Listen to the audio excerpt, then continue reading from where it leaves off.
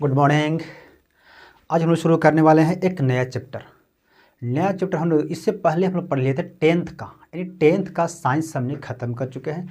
अब हम लोग चलेंगे 11th, उसके बाद 12th, है ना। उसके बाद अल्टरनेट आगे बढ़ती रहेगी, ठीक है। तो इस चैनल पे आपको यह है, आपको एटॉमिक, है ना, एटॉमिक साइंस क्लास, आपको एटॉमिक साइंस क्लास में आपको मिलेगा 10th, 11th और 12th का ए मिलेगा आपको साइंस में आपको आज ये केमिस्ट्री, फिजिक्स और बायोलॉजी, ठीक है। ये तीनों आपको क्लास मिलेगी। इस पर बिल्कुल बेसिक से पढ़ा जाएगा, है ना। आप 10th का जो आपके भाई बहन होंगे उनको बताइएगा, 10th में आपको बिल्कुल बेसिक से पढ़ाया गया है, ठीक है ना। आपको बिल्कुल देखो, जितना आपको एग्जाम के लिए ज़रूरत है उतना ही पढ़ाया गया है, ज़्यादा आप पढ़ के कुछ नहीं करने वाले हैं, ठीक है ना। बहुत से ऐसे लड़के क्या होते हैं ना कि टेंथ में वो लेते हैं, जैसे बिहार बोर्ड का स्टूडेंट होते हैं, तो बिहार बोर्ड का जो स्टूडेंट होते हैं वो, क्योंकि हम लोग देखो बिहार के लड़का होता है वो अधिकतर इंग्लिश से दूर रहता है ना। इंग्लिश से बिल्कुल बहुत दूर रहता है, उसके मानसिक लेवल से इंग्लिश बहुत दूर रहता है कि नहीं। और जैसे वो जो जब जाती है 11th में, अब लड़कन को देख के कोई ले लेता है, इंग्लिश ले लेता है कि नहीं, है ना। इंग्लिश ले लेता है। अब इंग्लिश उसको समझ में नहीं आती बिल्कुल, कब से, जब वो 10th 9th जो भी रहता है उसमें इंग्लिश समझ में नहीं आती है, समझ में नहीं आएगा। और जाएगा, जैसे ही जाएगा 11th में जाके इंग्लिश पढ़ लेगा, है ना। देखो, जो लड़के इंग्लिश से शुरू से पढ़े हैं उनके लिए तो सही है, जैसे CBSE के बच्चे हैं उनके लिए सही है। लेकिन जो लड़के इंग्लिश में नहीं पढ़े हैं और वो जाके 11th में जाके आप इंग्लिश ले लीजिएगा, इंग्लिश से पढ़िएगा फिजिक्स, केमिस्ट्री, बायोलॉजी, तो आप एग्ज़ाम तो पास कर जाइएगा बाबू, आप एग्ज़ाम पास कर जाइएगा, लेकिन आपके जीवन में ये चीज़ काम नहीं आने वाली है। लेकिन जब आप हिंदी में पढ़िएगा तो आपको देखो, क्योंकि जो भी, अगर आपकी मातृभाषा अगर हिंदी है, आप शुरू से अगर हिंदी आप पढ़े हैं तो आपको हिंदी में ही पढ़ना चाहिए। मैं आपको एक, है ना, सजेशन दूंगा कि अगर आप 10th, है ना, 9, 10th ये सब पढ़ें अगर हिंदी से, तो आपको 11, 12th भी आपको हिंदी से पढ़ना चाहिए, ताकि वो आगे आने वाले जीवन में आपको काम दे। क्योंकि साइंस जैसी, अगर आप 12th में 11th और 12th अगर साइंस अच्छे से पढ़ लेते हैं तो आपको हर एक कंपटीशन एग्ज़ाम में ये काम आने वाली है। क्योंकि 11th और 12th, है ना, 11, 12 ये आपका बेसिक है, किसी भी सेक्टर में जाने के लिए बेसिक होता है। अगर आपको बेसिक मजबूत है तो आप सही कहीं भी कुछ झंडा गाड़ सकते हैं, ठीक है। तो आज हम लोग शुरू करने वाले हैं 11th का शुरू करने वाले हैं साइंस यानी केमिस्ट्री। देखो, केमिस्ट्री हम इसलिए शुरू करते हैं कि केमिस्ट्री को बोला जाता है विज्ञानों का विज्ञान बोलते हैं, ठीक है। केमिस्ट्री को बोलते हैं 11th का, ये है आपका 11th,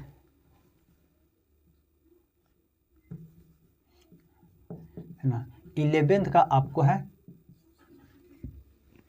केमिस्ट्री, ठीक है।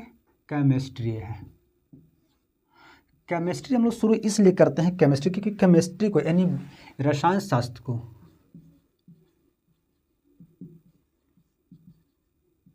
केमिस्ट्री इसे बोलते हैं रसायन, है ना, रसायन, केमिस्ट्री यानी रसायन शास्त्र। केमिस्ट्री को बोला जाता है विज्ञानों का विज्ञान। क्या बोलते हैं इसे? विज्ञानों का विज्ञान, विज्ञानों का विज्ञान इसे बोलते हैं। अब क्यों बोलते हैं वो समझिएगा। देखो, रसायन शास्त्र को विज्ञानों का विज्ञान इसलिए बोलता है क्योंकि विज्ञान यानी रसायन शास्त्र को सभी में पढ़ना है, यानी आपको बायोलॉजी में पढ़ना है केमिस्ट्री के बारे में, और आपको फिजिक्स में भी केमिस्ट्री का अध्ययन के थोड़ा बहुत कुछ जानना है। जैसे देखो, केमिस्ट्री तो है ही कि खुद के लिए केमिस्ट्री है, लेकिन बायोलॉजी में आप क्या पढ़िएगा, तो बायोलॉजी में एक्सपेरिमेंट होती है ना। जैसे अभिक्रिया का रिएक्शन करवाइएगा, रिएक्शन होती है बायोलॉजी में, जैसे पेड़ पौधों करते हैं तो पेड़ पौधे रिएक्शन करते हैं H2O + CO2 में, ठीक है। और हम लोग भी ऑक्सीजन के साथ, यानी माइटोकॉन्ड्रिया में भी ऑक्सीजन के साथ रिएक्शन होती है, ठीक है। इसीलिए, है ना, बोला जाता है केमिस्ट्री को, क्योंकि बायोलॉजी में भी रिएक्शन पढ़ना है। उसके बाद आपको फिजिक्स में पढ़ना है, क्या, फिजिक्स में आपको पढ़ना है इलेक्ट्रॉन के बारे में, है ना, न्यूट्रॉन के बारे में आपको पढ़ना है ना, इलेक्ट्रॉन के बारे में, न्यूट्रॉन के बारे में, प्रोटॉन के बारे में पढ़ना है, ये सब चीज़ के बारे में है। फिर आपको पढ़ना एटम यानी परमाणु के बारे में। तो ये सब जो चीज़ें निकल के आई है, ये सब केमिस्ट्री का अध्ययन करके इलेक्ट्रॉन, प्रोटॉन, न्यूट्रॉन के बारे में पढ़ना, केमिस्ट्री के अध्ययन करके सब निकला है, ठीक है। तो ये आपको फिजिक्स में पढ़ना, इसीलिए बोला जाता है केमिस्ट्री को साइंसों का साइंस बोला जाता है, विज्ञानों का विज्ञान बोलते हैं। तो आज हम लोग शुरू करने वाले हैं केमिस्ट्री यानी 11th का केमिस्ट्री, ठीक है। तो शुरू करते हैं हम लोग। देखो, शुरू करने से पहले केमिस्ट्री का कुछ इसका इतिहास है वो समझ लेते हैं, है ना। केमिस्ट्री को शुरू करने से कुछ इसका इतिहास है वो समझ लेते हैं कि क्या है ना, केमिस्ट्री को कैसा शुरू किया गया है, ठीक है। आज हम लोग पढ़ने वाले केमिस्ट्री का एक पहला चैप्टर है ना, चैप्टर फर्स्ट है, चैप्टर इसका फर्स्ट है रसायन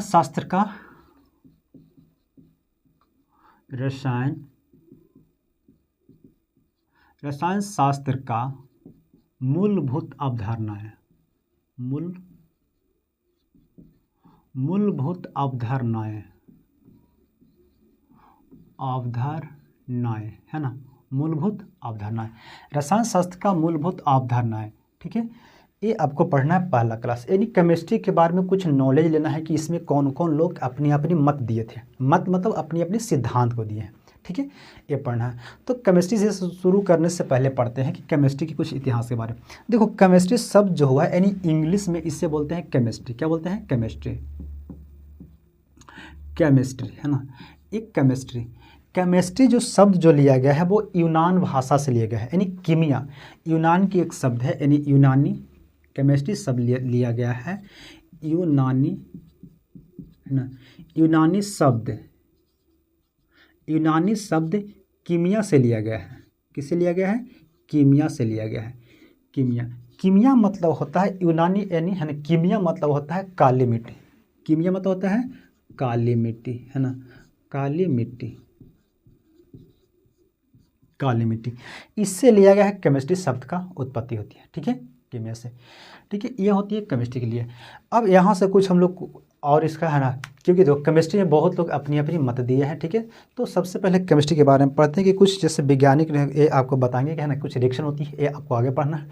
अभी आपको पढ़ना कुछ बेसिक के लिए, है ना, कुछ बेसिक के बारे में पढ़ना, वो आपको पढ़ते हैं, ठीक है। चलो देखो,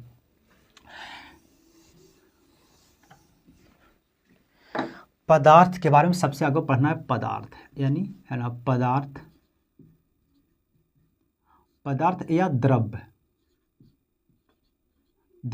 देखो, ये द्रव अलग है और ये द्रव अलग है। ये द्रव में होता है लिक्विड, क्या होता है द्रव में लिक्विड, ये द्रव में होता है क्या, मैटर, है ना, मैटर होता है। पदार्थ में तो सबस्टांस, पदार्थ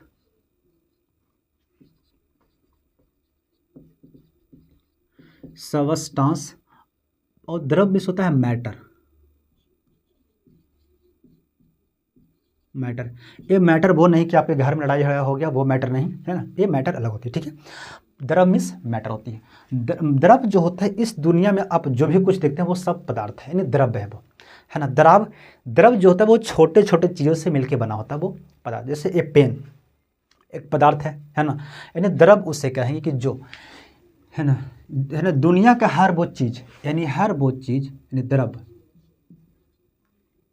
द्रव बोलेंगे जिसे, यानी हर वो चीज़ जो है ना, जो क्या है, जिसमें हर वो चीज़ जिसमें द्रव्यमान हो तथा वह है ना स्थान घेरता हो, स्थान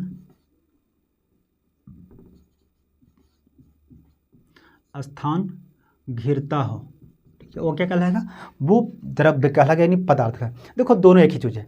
द्रव्य कहेंगे उसका जो छोटे छोटे चीज़ों से मिलके बना है वो होती है द्रव्य, और उसी का बड़ा आकार होती है पदार्थ, ठीक है, समझे। यानी द्रव्य जो होता है वो छोटे चीज़ों से मिलके बना होता है और उसी का बड़ा आकार पदार्थ। जैसे देखो, समझो, अगर आप बालू है और मिट्टी है, ये अभी बालू और मिट्टी सब अलग अलग है ना, हमारी ज़मीन पे मिट्टी पड़ा हुआ है, बालू है।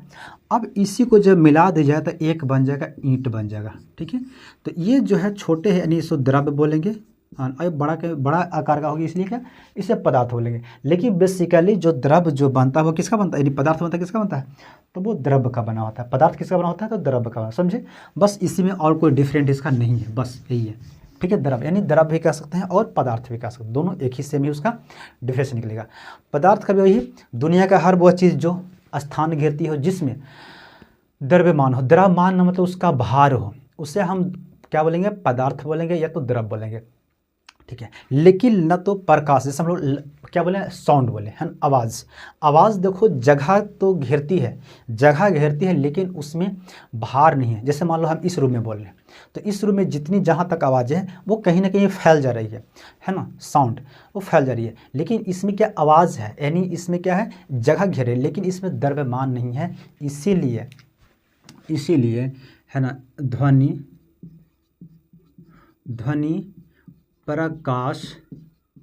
प्रकाश जगह घेरती है, प्रकाश जगह घेरती है, लेकिन इसके पास द्रव्यमान यानी भार प्रकाश में नहीं होता है ना। ध्वनि, प्रकाश, ये सब द्रव नहीं होते हैं, ये सब द्रव नहीं है। बाकी इस चीज़ को आप सभी को मान लीजिए द्रव्य है। जो भी आपको चीज़ दुनिया में दिखता है वो सब द्रव्य है। गैस भी जगह घेरती है, उसमें कुछ न कुछ द्रव्य, जैसे आपकी घर में आती है एलपीजी सिलेंडर, है ना, या आप स्प्रे मारते हैं, फॉग वगैरह आती है, तो कुछ न कुछ उसमें वजन होती है ना। फिर वो जैसे सिलेंडर होती है, सिलेंडर भी वजन होती है, क्योंकि वो भी गैस है, तो गैस का भी वजन होता है और उसमें कुछ न कुछ जगह घेरती है, इसलिए गैस हो गया। अब दुनिया का कुछ भी चीज़, यानी ये 2-3 कुछ छोड़ के बाकी जो भी चीज़ आप देखते हैं वो सब क्या है, पदार्थ है, द्रव्य है, पदार्थ है, द्रव्य है, ठीक है, समझिए। चलो अब आगे बढ़ते हैं।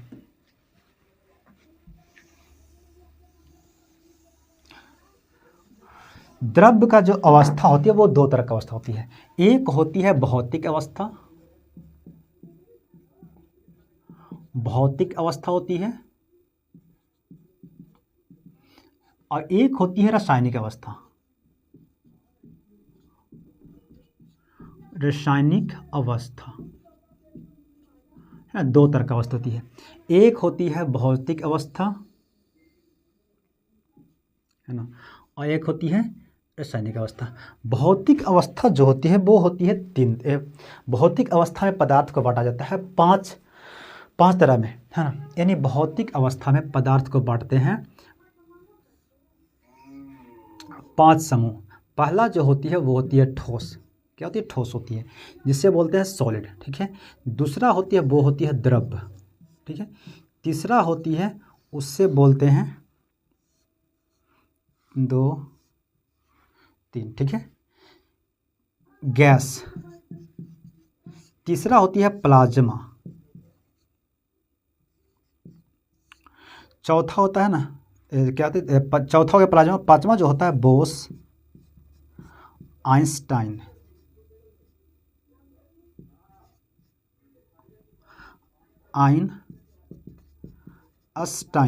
आइंस्टाइन कंडेंसेट,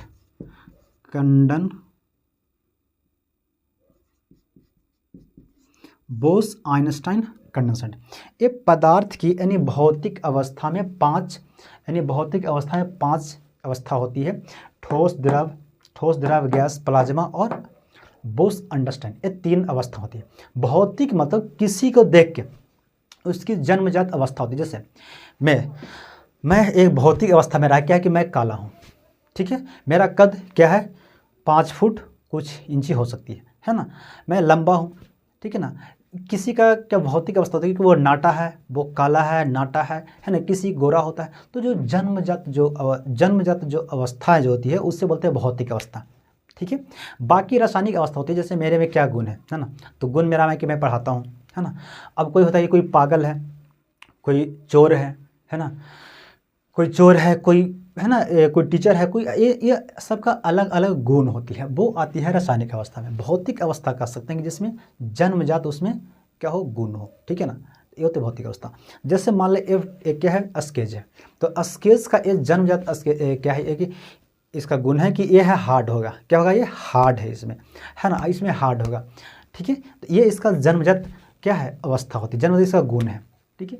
तो वो होती है वो जन्मजात गुण, उसके कह सकते जो देखने में पता चलते हैं उसे भौतिक अवस्था बोलते हैं, है ना। बाकी जो अंदर से जिसकी गुण होती है उसे बोलते हैं रासायनिक अवस्था, ठीक है।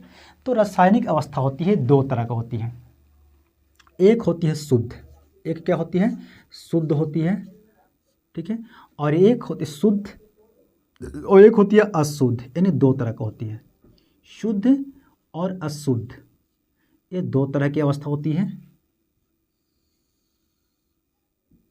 शुद्ध और अशुद्ध। शुद्ध मतलब होता है जिसमें बिल्कुल शुद्ध हो, जैसे दूध हम लोग खरीदते हैं, है ना, तो दूध में क्या कोई मिक्सचर नहीं होता है ना। जैसे अगर दूध में अगर पानी अगर मिला रहता तो क्या बोलेंगे कि वो अशुद्ध है कि नहीं। लेकिन दूध में देखो, दूध में तो पानी नेचुरली, जैसे गाय के जो दूध निकलती है भैंस की, उसमें बिना पानी का रहेगा नहीं दूध, है ना। तो वो जो गैस जो पानी निकला है, दूध निकला है, वो तो उससे बोले कि शुद्ध है। लेकिन बाहरी से जब कोई पानी मिलाता है तब बोलते हैं कि वो अशुद्ध है, ठीक है, अशुद्ध। तो रासायनिक अवस्था जो होती है वो दो तरह का होती है, एक होती है शुद्ध होती है, एक होती है अशुद्ध होती है। शुद्ध जो होता है, शुद्ध भी होती है दो तरह का होती है, ठीक है। शुद्ध क्या होती है, दो तरह का होती है, एक होती है तत्व, ठीक है, और दूसरी होती है यौगिक, ठीक है, यौगिक। देखो आपको सभी का एक्सप्लेन किया जाएगा, बाकी अभी आपको इसका डायरेक्शन देख लीजिए कि क्या क्या होता है, ठीक है। एक होती है शुद्ध, यानी शुद्ध में होती है एक तत्व होती है, एक होती है यौगिक, ठीक है। आपको सभी का बारे में बताया जाएगा कि क्या क्या कैसे काम होती है, ये आगे क्लास में बताया जाएगा, है ना। अशुद्ध में होती है मिश्रण, क्या होती है, मिश्रण, क्या है, मिश्रण। अशुद्ध क्या है, मिश्रण होती है। मिश्रण मतलब मिक्सचर, मिश्रण मतलब मिक्सचर, ठीक है ना, ठीक है। मिक्सचर जो होता है वो दो तरह का होता है, एक होता है समांग मिश्रण, है ना, समांग मिश्रण, और एक होती है असमांग मिश्रण, यानी विसमांग, विसमांग मिश्रण। दो तरह के मिश्रण जो होता है वो होती है दो तरह की, एक होती है समांग और एक होती है विसमांग, ठीक है। तो ये आपकी द्रव की आपको स्ट्रक्चर है। द्रव जो होती है भौतिक अवस्था होती है और रासायनिक अवस्था होती है। भौतिक अवस्था में 5 अवस्थाएं होती है, ठोस, द्रव, गैस, प्लाज्मा, बोस-आइंस्टाइन, कंडेंसेट, इत्यादि होती है, ठीक है। रसायन में होती है दो तरह का, एक होती है शुद्ध होती है और अशुद्ध होती है। शुद्ध में होती है दो तरह की होती है, एक होती है तत्व होती है, तत्व के बाद यौगिक होता है।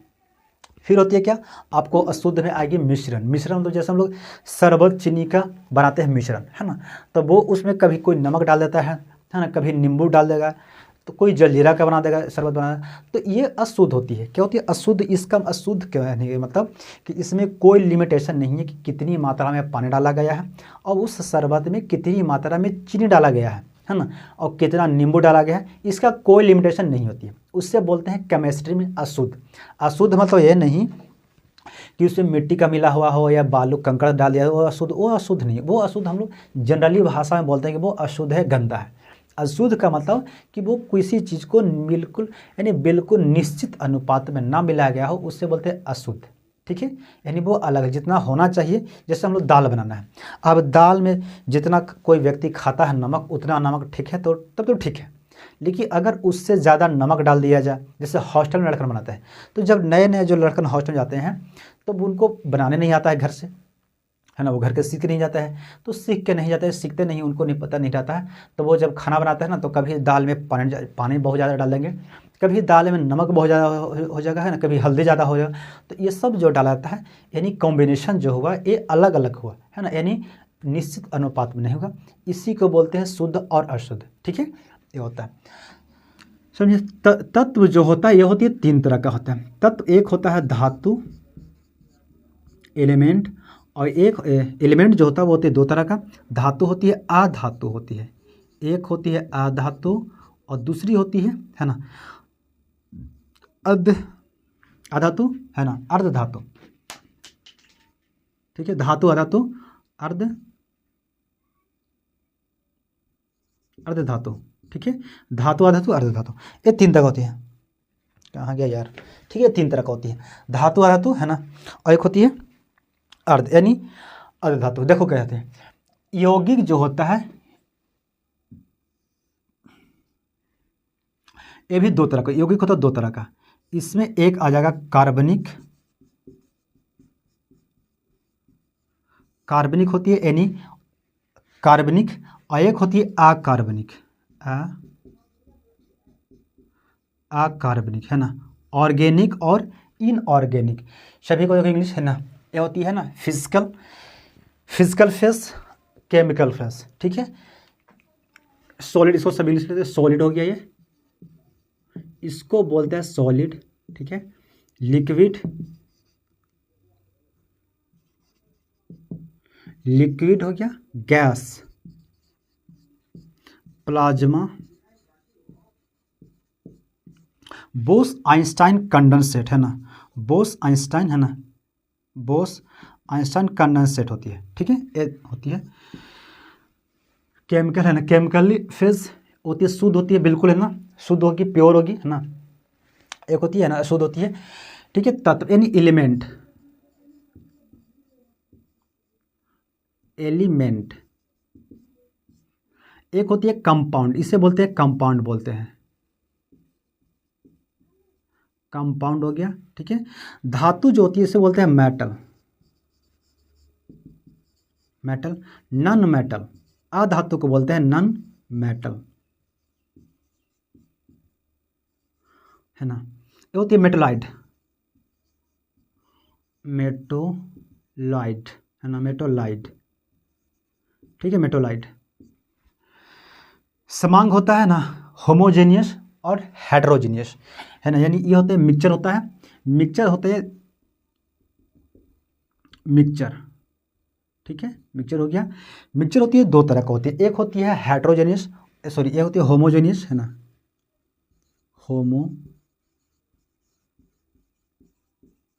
होमोजेनियस, और ये होती है हेट्रोजेनियस, इससे बोलते हैं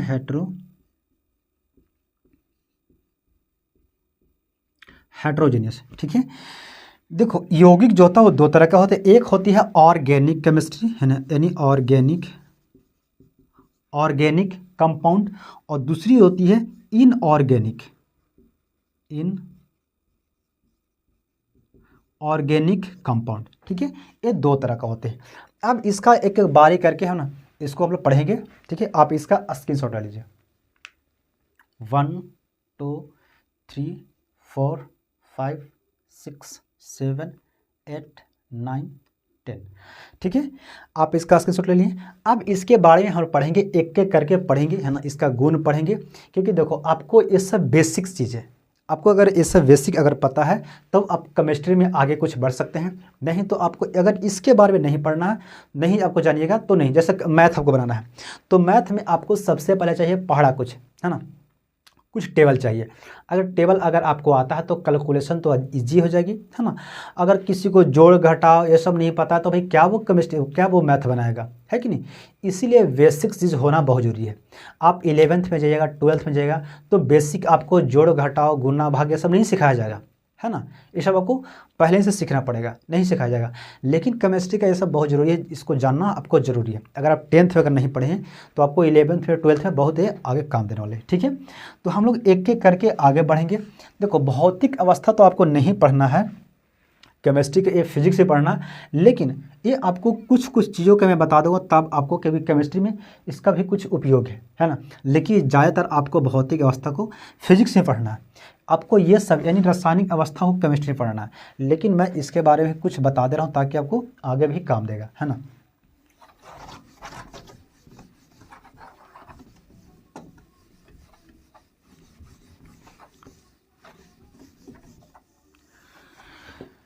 देखो ठोस, ठोस जो होता है ना वो बिल्कुल हार्ड, जैसे किसी चीज़ को हार्ड, जैसे ईंटा, ईंटा क्या है, ठोस है ना, ठोस है वो, ठीक है। पानी वो द्रव के वास्ते, जैसे पानी हो गया, देखो ठोस में क्या आ जाएगी, ईंट, ईंट आ जाएगा, है ना। ये पेन, वाइट बोर्ड, है ना, ये सब जो आती है ठोस आती है। आपके पास बहुत सारे ऐसा पदार्थ है जो ठोस, द्रव और गैस होगी, ठीक है। ठोस में जो होता है इसके कण बहुत पास पास होते हैं। क्या होती है ठोस में, ठोस का आकार, देखो आकार, ठोस का आकार जो होता है वो होता है निश्चित। क्या होती है, इसको जरा सा और ऊपर कर देता हूं, है ना। ठोस का आकार जो होता है वो होता है निश्चित, निश्चित होता है, ठीक है। ठोस का आकार क्या होता है? निश्चित होता है। आप अगर इसको चापिएगा ना तो ये नहीं चपाएगा, अगर ज़्यादा ताकत लगाएगा तो टूट जाए करेगा, है कि नहीं। लेकिन इसका आकार फिक्स है, इसका आकार फिक्स है, ठीक है ना। इसका आकार क्या फिक्स है, और इसका आयतन भी इसका फिक्स होता है, आयतन भी इसका फिक्स होगा, यानी निश्चित होगा इसका आयतन, ठीक है। आयतन आकार फिक्स होता है, ठीक है ना। और इसका क्या, इसमें क्या होती है, इसमें मॉलिक्यूलर यानी इसको बोलेंगे है ना अंतरा आणविक बल, देखो अंतरा आणविक बल, जैसे देखो क्या है, ठोस आप बना लीजिएगा है ना, एक क्या है ठोस है और ये है द्रव और ये गैस, ठीक है। जैसे मान लो एक क्या है पतीली है, ठीक है। ठोस के जो कण होते हैं ना, ठोस के कण वो बहुत पास होते हैं, ठोस के कण होते हैं बहुत पास होते हैं, है ना, वो बहुत ही पास होते हैं, ठीक है। द्रव का कण कुछ दूर होता है, किससे, इससे दूर होता है, कुछ दूर होता है। और गैस के तो पूछो नहीं, ये तो बहुत दूरी तो एकदम बिल्कुल आ रहा है, ये बहुत दूर होगा, ठीक है। यानी ठोस में कण जो होती है बहुत नज़दीक होता है, इसमें हवा जाने की भी जगह नहीं होती, इतनी बोलता है ना कितना मेला में भीड़ है कि चींटी ससुर की जगह नहीं मिल रहा है ना। यानी इसमें इतनी जगह है, इतनी जगह फुल है कि इसमें कहीं कुछ नहीं भर जा सकता है। जैसे ईंट ले लीजिए, है ना, या पत्थर हो गया, या अपने जैसे मैं अब मेरे में भी कुछ नहीं ठुसा सकता, ऐसे ठुस दीजिएगा कुछ हो, या अपने आप में ऐसे नहीं कुछ होगा, है कि नहीं, क्योंकि ये अब बिल्कुल ठोस है। हम लोग क्या है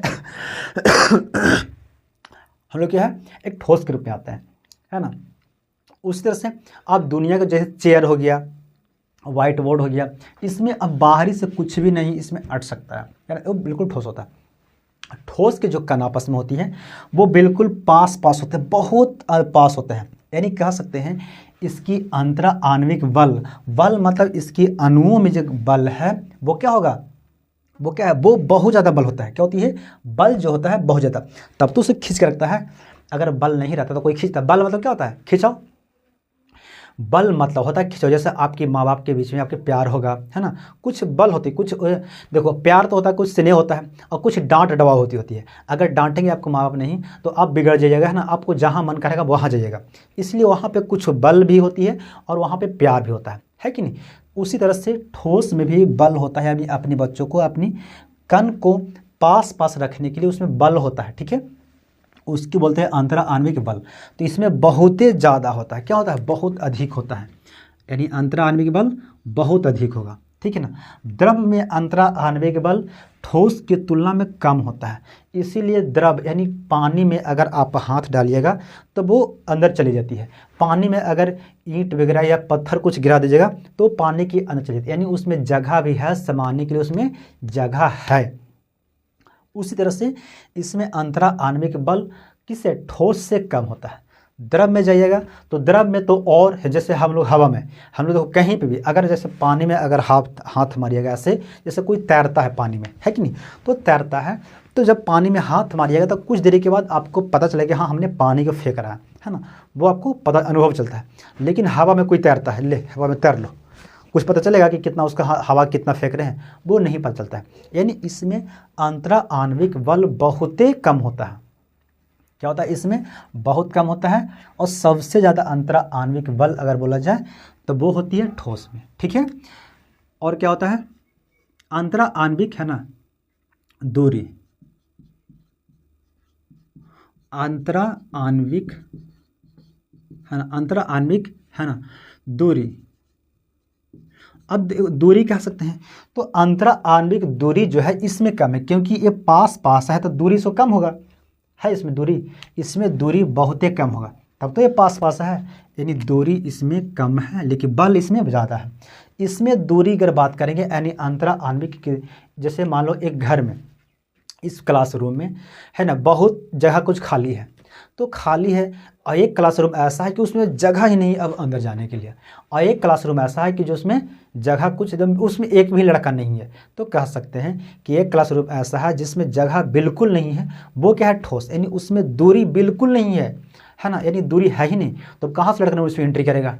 और एक रूम ऐसा है कि जिसमें जगह कुछ खाली है, बच्चे बैठे हुए हैं लेकिन खड़ा होने के लिए भी जगह है, तो वो होती है द्रव हो जाती है। और कुछ एक ऐसा रूम है जिसमें बिल्कुल खाली ही है, उसमें एक भी लड़का नहीं है, उसमें तो बहुत लड़का बैठ जाएगी, है कि नहीं। तो यहाँ पे अंतरा आणविक दूरी जो होता है वो बहुत दूर है, बहुत दूर है, और यहाँ पे सबसे कम है, ठीक है। यानी द्रव में ठोस में क्या होती है, सबसे कम होती है, समझे, ये होती है। आकार और आयतन इसका निश्चित होता है, समझे। अंतरा आणविक बल इसमें अधिक होती है। ठोस जो होता है, ठीक है ना, समझ गया यहाँ तक, इसका बस इतना ही डेफिनेशन, और कुछ इसका नहीं है। तो बहुत, लेकिन अभी आपको केमिस्ट्री में फिजिक्स में पढ़ना है, अभी आप इतना ही जानिए, बाकी जैसे जैसे इसको पढ़ाया जाएगा बताया जाएगा, मैं और इसका आगे बताते जाऊँगा, ठीक है। अब आते हैं द्रव। देखो द्रव में, द्रव का आकार जो होता है वो होता है अनिश्चित होता है। क्या होता है, अनिश्चित। जैसे आप द्रव का आकार, जैसे पानी को डालिएगा गिलास में तो वो गिलास का रूप ले लेगा, पानी को डालिएगा बोतल में तो वो बोतल का रूप ले लेगा, यानी आकार वो बोतल का ले लेगा।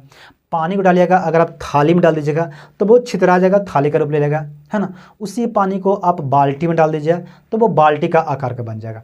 यानी इसका आकार बिल्कुल क्या है, अनिश्चित है। ये निश्चित नहीं है ये, लेकिन ठोस का आकार निश्चित है। अगर इसको हम पानी में डालेंगे ना तो इसका यही आकार रहेगा, है ना। एक पत्थर को भी अगर आप आग में डालिएगा तो उसी का आकार रहेगा, यानी पत्थर को भी कहीं डालिएगा, कहीं पे रखिएगा तो उसका आकार चेंज नहीं होगा, लेकिन द्रव का आकार चेंज हो जाता है, ठीक है। लेकिन आयतन भी इसका बराबर रहता है। आयतन क्या रहेगा, आयतन इसका रहेगा निश्चित रहता है। क्या रहता है, निश्चित,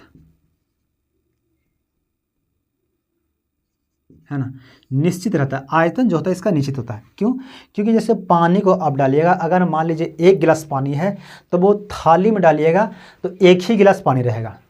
1 गिलास पानी है, अगर बाल्टी में डालिएगा उस गिलास को, पानी को, तो 1 ही गिलास पानी रहेगा, है कि नहीं। तो उसका आयतन जो होता है वो बिल्कुल बराबर आता है, वो कभी नहीं बदलता है, ठीक है। अगर 1 गिलास पानी है उससे बढ़कर पतीली में डाल दीजिए, 1 ही गिलास पानी रहेगा वो, है कि नहीं। तो आयतन नहीं चेंज होता है लेकिन आकार चेंज हो जाता है, ठीक है।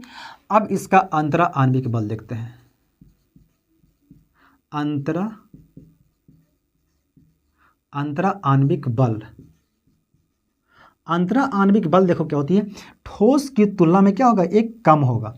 ठोस की तुलना में कह सकते हैं कि ठोस की तुलना में कम होगा। किससे क्या होगा, तो यानी ठोस, है ना, यानी ठोस की तुलना में क्या होगा, कम होगा। किसकी तुलना में, ठोस की तुलना में। अब ये नहीं कि द्रव की तुलना में, गैस की तुलना में। गैस के तुलना में इसका अंतरा आणविक मतलब खींचने की, यानी बीच में खींचने की क्षमता किससे कम है, तो ठोस से कम है, लेकिन द्रव से ज़्यादा है। यानी ठोस से क्या है, कम। किससे कम तुलना करें तो ठोस से कम है, ठीक है, द्रव से अधिक होगा। अब इसका ले लो, है ना, दूरी, यानी अंतरा आणविक बल, अंतरा आणविक, है ना, दूरी, अंतरा आणविक दूरी की बात करते हैं तो द्रव से कुछ ज़्यादा है। देखो इसमें ज़्यादा कुछ दूर दिखाई दे रहा है कि नहीं, यानी द्रव की दूरी बहुत कम है। इसका कण जो छोटे छोटे कण होती है, इसका दूरी बहुत कम होती है, और इसका दूरी बहुत ज़्यादा होती है, इससे ज़्यादा, यानी ठोस से ज़्यादा होती है। यानी कह सकते हैं कि ठोस से क्या है, ज़्यादा।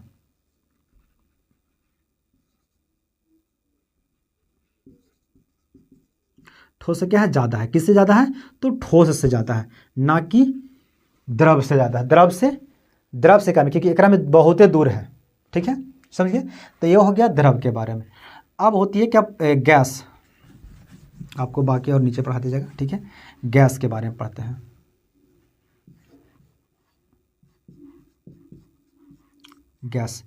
गैस में जो है वो आकार, गैस का आकार होती है, गैस का आकार होता है अनिश्चित होती है ना, अनिश्चित होती है। इसका आयतन भी होती है अनिश्चित, आयतन होती है अनिश्चित, ठीक है। इसी तरह से इसका अंतरा आणविक बल, है ना, अंतरा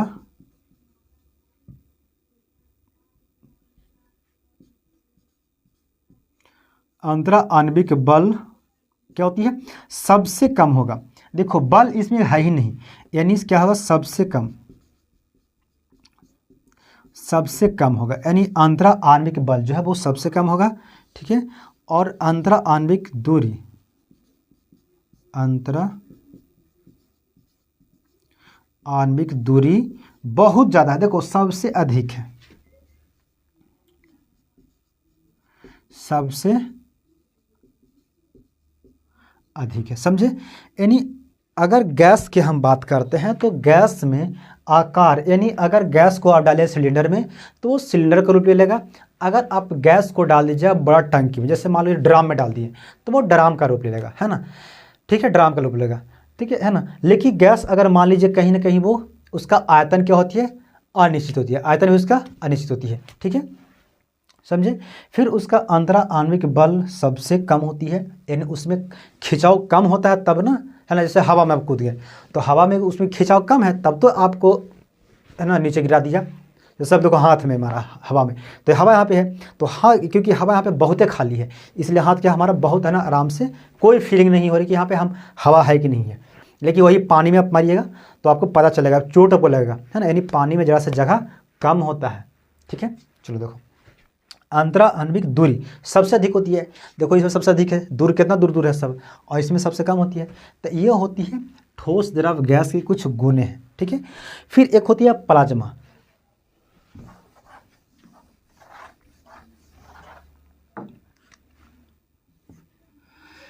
है ना। ये होती है देखो पहली अवस्था, दूसरी अवस्था हो गया, तीसरी अवस्था, चौथी अवस्था जो होती है वो होती है प्लाज्मा, प्लाज्मा होती है। देखो प्लाज्मा यानी सबसे गर्म अवस्था, यानी ये सबसे गर्म, सबसे, है ना, गर्म अवस्था होती है, प्लाज्मा होती है।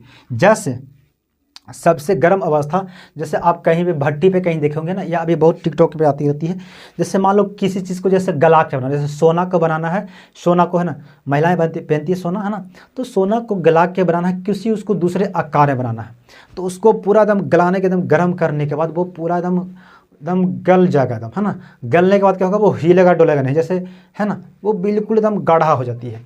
उस जैसे मीठा, जैसे अब मीठा बने हो किस देहात में कोई व्यक्ति जो होगा, है ना, मीठा बनता है ईख से, जब कितारे से जो मीठा बनता है ना उससे बोलते हैं रावा, रावा जब बनता है ना तो वो कितनी गाढ़ा होती है। उसी तरह से जैसे, है ना, मैग्मा निकलती है पृथ्वी से, जब पृथ्वी की जब ज्वालामुखी फटती है तो मैग्मा निकलती है, बिल्कुल एकदम गाढ़ा निकलती है, उस चीज़ को बोलते हैं प्लाज्मा। ये बहुत क्या है, एकदम एक गाढ़ा है, एकदम बिल्कुल गाढ़ा है ना, इसमें बहुत आग है ना, ये बहुत ही आग होती है प्लाज्मा होती है, ठीक है। पांचवी अवस्था जो होती है ये होती है सबसे ठंडा, जहाँ तक कोई नहीं गया है वहाँ, यानी सबसे ठंडा, जैसे बोस आइंस्टीन बोलते हैं ना, बोस आइंस्टाइन, है ना, बोस आइंस्टाइन कंडेंसेट, है ना, बोस आइंस्टाइन कंडेंसेट, ये जो होती है सबसे ठंडा, है ना, जहाँ तक कोई नहीं गया, यानी सबसे ठंडा अगर होती है तो बोस आइंस्टाइन कंडेंसेट होती है। और सबसे अगर अधिक गर्म, यानी बहुत अगर ज़्यादा, जैसे मान लो इसे हम इसे गर्म करेंगे तो ये गर्म करेंगे तो कुछ मुलायम होगा तो इसकी आकार कुछ इधर उधर हो जाएगी, है ना, यानी इसका आकार बिगड़ जाएगा। फिर उसके बाद मुलायम होगा तो एकदम पिघल जाएगा, तो वो जो पिघलेगा, है ना, वो होती है प्लाज्मा के रूप आती है, यानी बहुत उसमें गर्म होती है, ठीक है। तो प्लाज्मा यानी सूर्य जो है वो एक प्लाज्मा का रूप है, उस एकदम बहुत एकदम क्या है, वो लावा की तरह एकदम है, वो गर्म है। तो सूर्य जो है वो एक प्लाज्मा का रूप है, वो आइंस्टाइन सबसे ठंडा होता है, ठीक है। तो ये होती है भौतिक अवस्थाएं की पाँच अवस्थाएं हैं। इसके बाद हम लोग पढ़ेंगे, अगली क्लास में पढ़ेंगे रासायनिक अवस्था के बारे में, है ना, इसके बारे में, ताकि आपको क्लास लंबा हो जाएगा, इसलिए थैंक यू।